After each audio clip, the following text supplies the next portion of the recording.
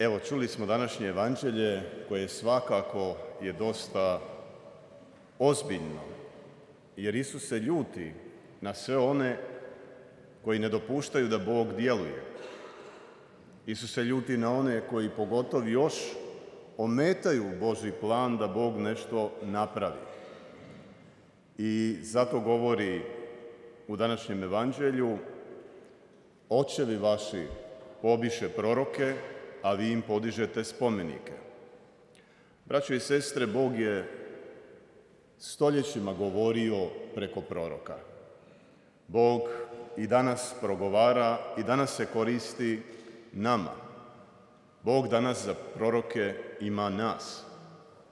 Međutim, što li bi Isus mogao reći meni i tebi što se tiče navještaja, svjedočenja? Da li mi druge ljude privlačimo Bogu ili ih odbijamo od Boga?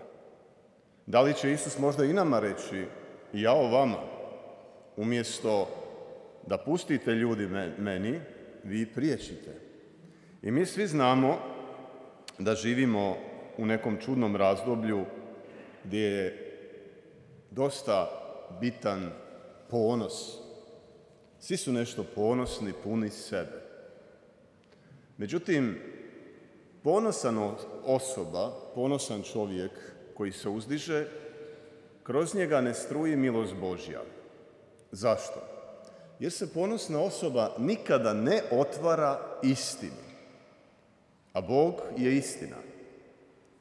Oni koji su vjerni istini, oni su poslušni ljudi.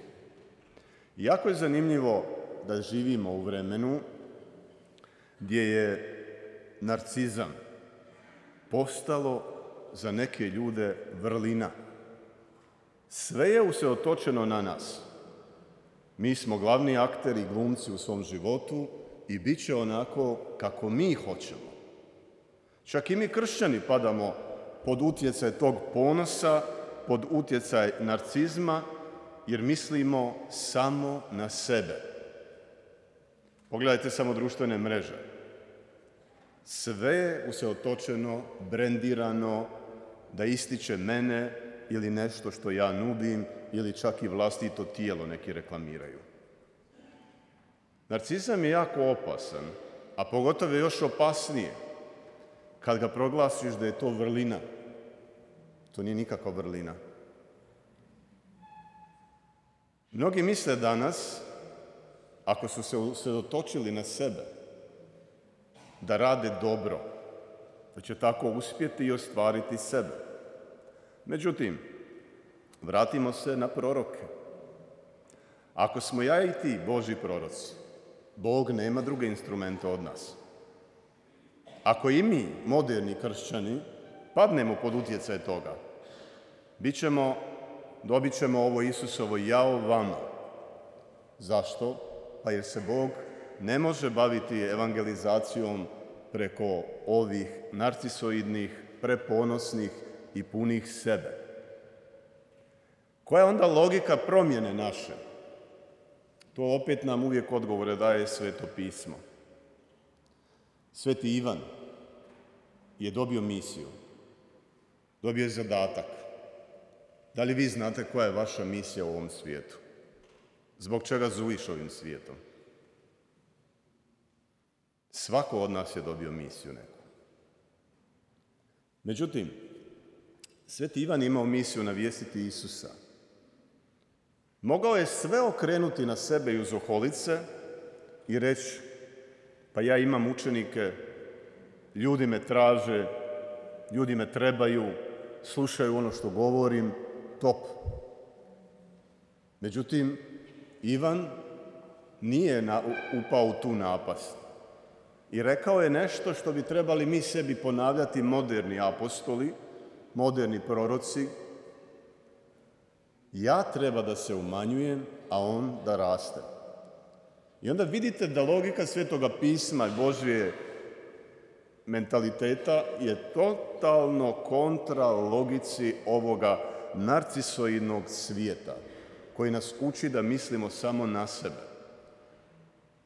Mi treba da se umanjujemo, a sami Isus da u nama raste.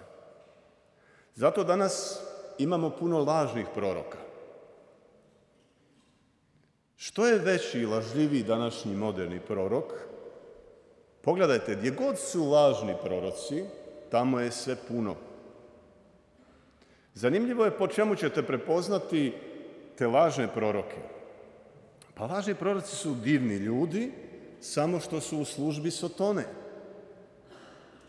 Što ti isti divni ljudi u službi Sotone kreću klasično da ti lažni prorok uvijek kaže pa predbračni odnosi nisu nemoralni.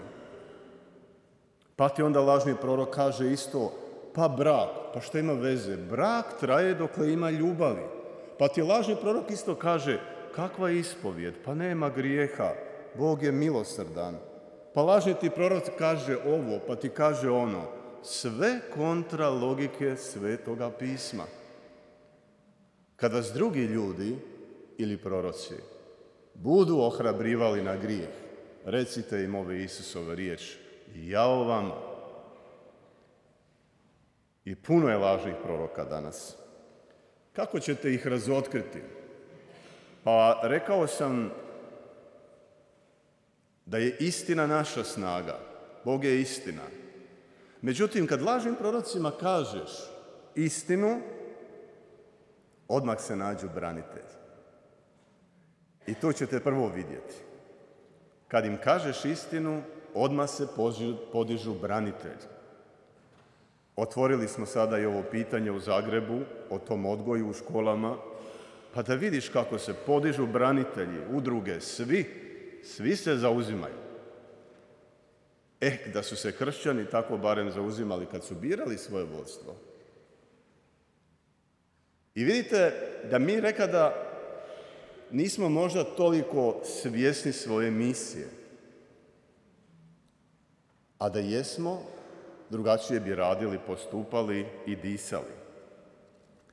Zanimljivo je da Sveti Pavao govori nam se cijelo Sveto pismo da se brinemo i čuvamo oholosti, uznesenosti, da se držimo poniznosti, jer onda Bog može djelovati. I Sveti Pavao kaže ovako, Bog se protivi oholima, a poniznima daje milost. Zato mi ne možemo prihvatiti ovaj narcisoidni mentalitet da mislimo samo na sebe. Kaže u poslanici Rimljanima 20. poglavlje ovako, nitko neka ne misli o sebi više nego što treba misliti. Ako se sunce moje svijet vrti oko tebe, ti nikad nećeš postati sretna osoba. Da bi ti shvatio šta je smisao tvog života i postojanja, moraš krenuti drugom logikom. Mnogi današnji moderni influenceri, predavači, motivatori, propovjednici govore da je uspjeh naći sebe. To je kontra. Uspjeh je naći Boga. Pa šta mi koristi što nađem samog sebe? Niti si mogu pomoći, opet se vrtim oko sebe samoga. Danas nije uspjeh naći sebe, uspjeh je naći Boga. A kad nađeš Boga, onda si u relaciji sa istinom i onda možeš upoznati sebe. Onda možeš otkriti koji je smisao mog poziva, mog života. A ne vrtiti se oko sebe. Zato su mnogi ljudi nesretni. Unatoč tome što sve metode oprobavaju, i dalje nikad sretni. I nikad ni ispunili nikakvu viziju. Zato vidite i Sveti Ivan kojeg sam spomenuo, kad je upoznao Isusa, on se povukao. Dao je da Isus dođe do izražaja u njegovom djelovanju, navještanju i svemu što je već govorio i živio. Da li mi, moderni proroci i vjernici, dajemo mjesto i prostor da Isus se pokaže, da je vidljiv? Da je vidljiv u našim životima, djelima, mjestu gdje jesmo. Vidite, problem je da mi možemo biti u crkvi i stvarno biti dobri. Ali postoji jedna mala duhovna zamka kod današnjih vjernika, zbog čega možda ne mogu biti dobri, uspješni, evangelizatori, svjedoci, učenici, kako god hoćete nazovite. Pa to vam je najbolje vidjeti kod proroka Ilije. Prorok Ilija je bio, ajmo reći, jedan od većih proroka. I prorok Ilija, znate da je u ono vrijeme prorokovao i pogotovo što je uspio na Karmelu poraziti više od 450 Balovih lažnih proroka. Uspio je nakon 3 godine suše spustiti kišu na zemlju. I prorok koji je u službi Boga isto je upao u jednu zamku. A to je zamka ega i zamka depresije. Znači, tako jedan veliki prorok, tako jedan moćan prorok, kada se našao u situaciji da kraljica Izabela prijeti da će ga ubiti, on bježi u špilju. On se krije. Tako hrabar i veliki prorok. On je pobjegao u špilju. Međutim, Bog nas ne napušta. Proroku Iliji se desilo nešto što se danas nama svima desi. Umjesto da se zbližimo s Bogom, mi se potrošimo i borimo nešto za Boga. I onda se to dogodilo proroku Iliji.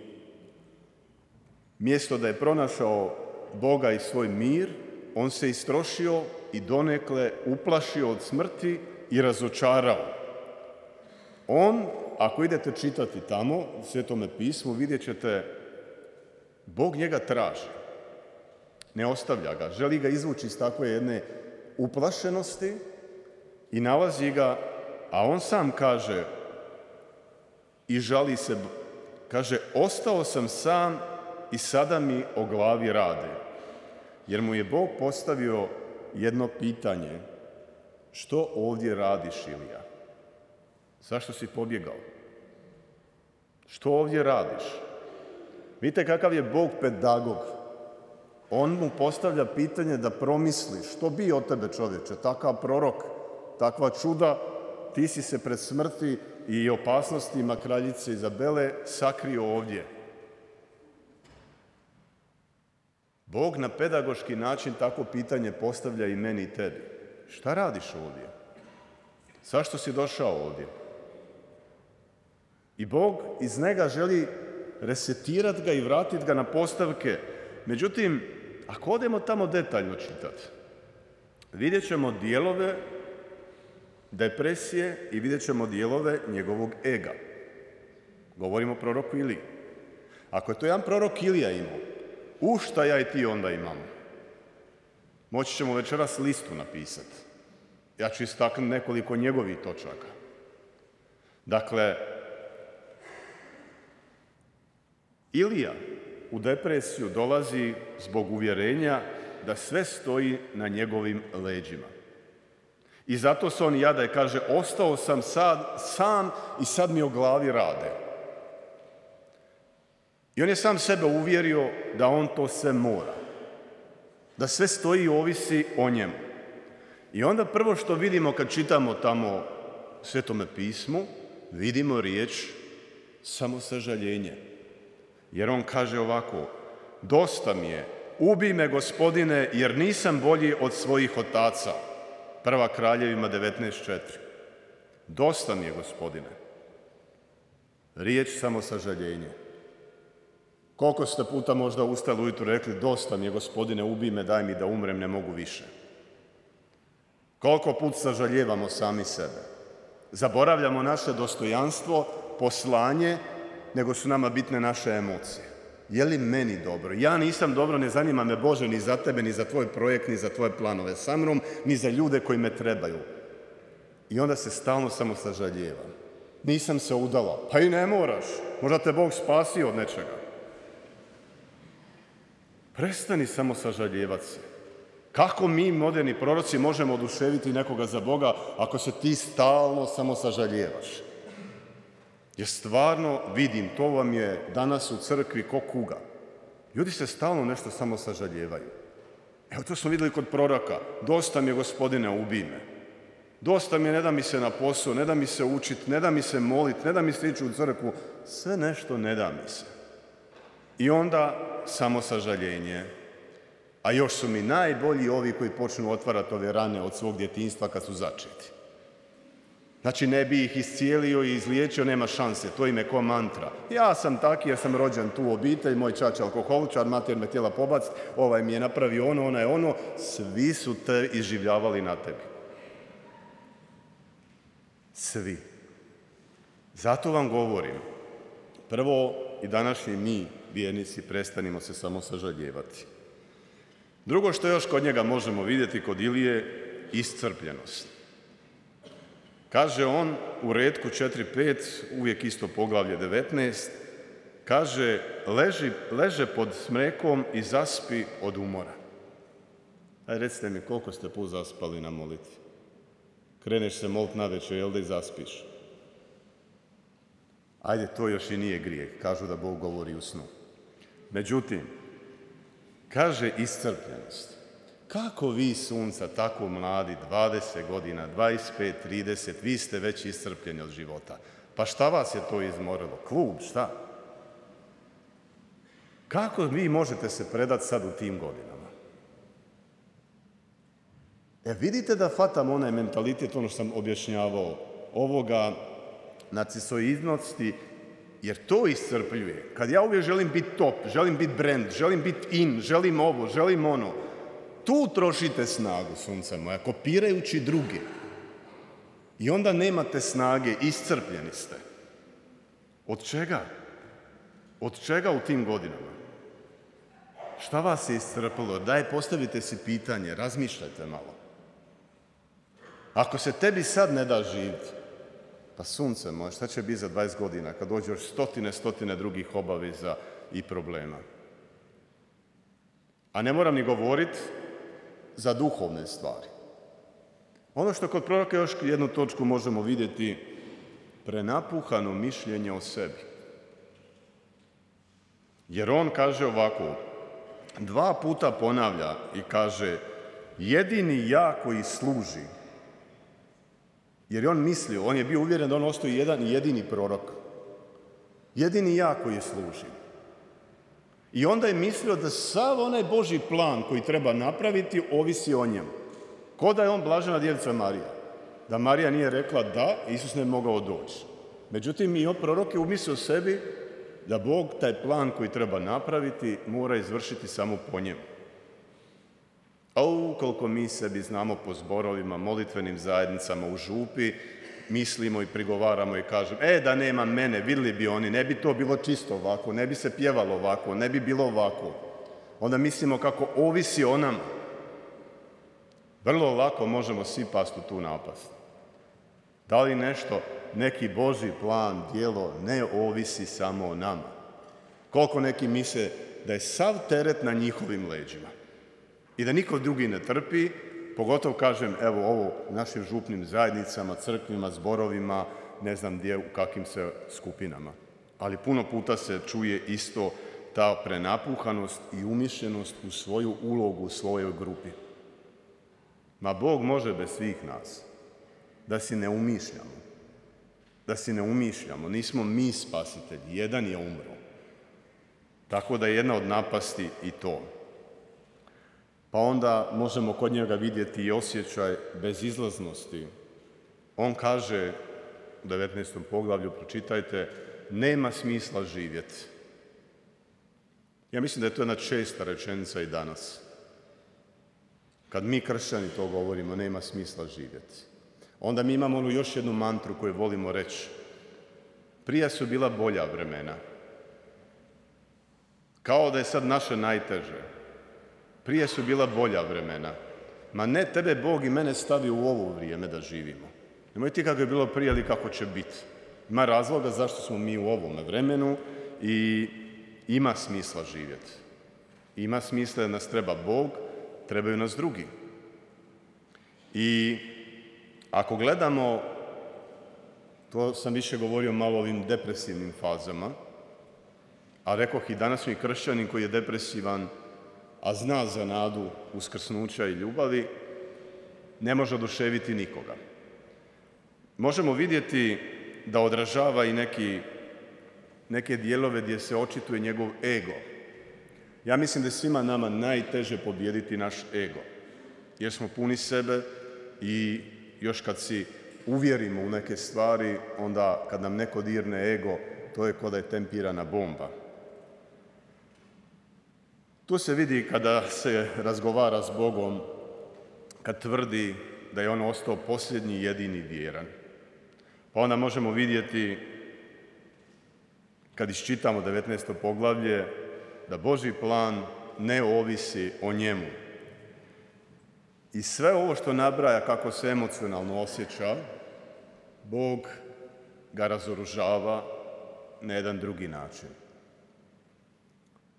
A razoružava ga i udara u njegov ego, jer mu je rekao i otkrio Ilija, postoji još 7.000 onih koji se nisu poklonili Balu. Otkriva mu zajedništvo.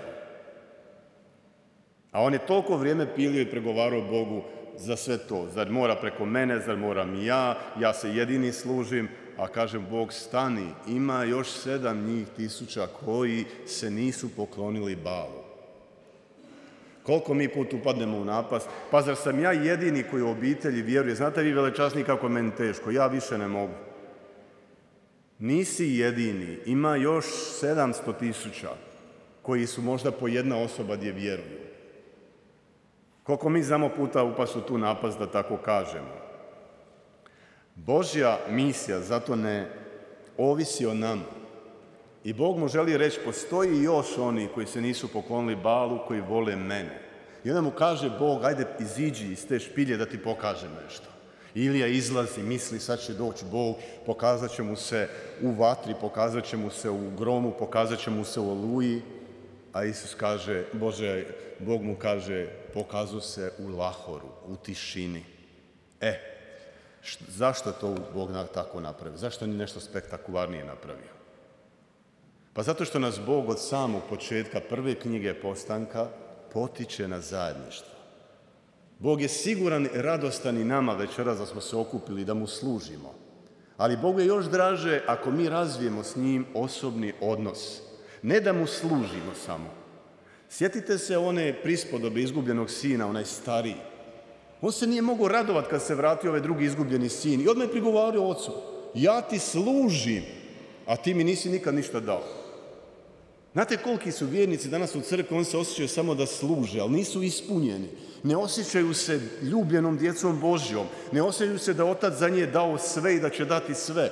Oni oživljavaju svoju relaciju s Bogom služenjem. A to je onda znak robstva. A mi nismo robovi, mi smo istinom oslobođeni, mi smo krvlju Isusa Krista plaćeni, mi smo slobodni. Ja nisam rob. Mi ne služimo Bogu zato što se bojimo da će nas kazniti, već zato što ga volimo, zato što tu njegovu ljubav želimo podijeliti s drugima. To je smisao i poslanje svih nas. I zato se ne možemo zatvarati u sebe. Ne može ovisiti Božje poslanje i djelo jesi li ti raspoložen ili nisi. I tog se moramo čuvati svi. Moramo se čuvati umišljenosti. Moramo se čuvati svih drugih stvari koje nas mogu napastovati. A osobito koliko je oni danas koji bježe iz zajedništva. Bog ističe proroku, ima ih još koji vjeruju. Jer svako povlačenje u pećinu, simbolično u tvoju sobu, a pripadaš zajedništvu, nećeš doći na misu. Ja ovim putem upozoravam i starije ljude. Znam da je vama teško, bolesni ste. Pogotovo mi je žao kad čujem dvoje starijih ljudi koji su živjeli skupa, jedan partner umre, jedno ostane samo. Šta rade većina? Padnu u depresiju, u razočarenje, ne izlaze nigdje. Nemojte se ljudi zatvarati.